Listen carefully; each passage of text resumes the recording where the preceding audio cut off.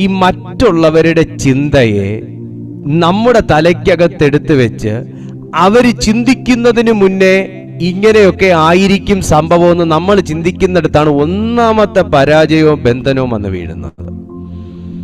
അവരെന്ത് ചിന്തിച്ചാലും എനിക്കൊന്നുമില്ല, ഞാൻ ചിന്തിക്കുന്നത് ദൈവത്തിനായിട്ടാന്ന് പറഞ്ഞ് കൊണ്ടവിടെ ഇട്ടപ്പോഴാണ് അവളുടെ ജീവിതം അനുഗ്രഹിക്കപ്പെടും. ഞാനൊരു കാര്യം പറയട്ടെ, അതിനുശേഷം ബൈബിളിൽ ആ സ്ത്രീയുടെ കാര്യമൊന്നും പറയുന്നില്ല.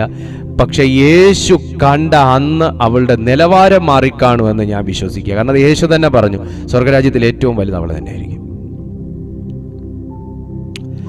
ദൈവത്തിന്റെ അന്നത്തെ മെസ്സേജ് ആ സ്ത്രീയെ തൊട്ട് കാണാം. അന്ന് ആ ചേർച്ചിനകത്ത് ഇറങ്ങി, അല്ലെ ആ കൂടാരത്തിനകത്ത് ഇറങ്ങിയ സാന്നിധ്യം ആ അമ്മയെ തൊട്ട് കാണാം, ആ സഹോദരിയെ തൊട്ട് കാണാം. എന്തോ എനിക്ക് കഴിവുള്ളത് ഞാൻ ഈ സാന്നിധ്യത്തെ അനുഭവിക്കുന്നത് കൊണ്ട് അറിയുന്നത്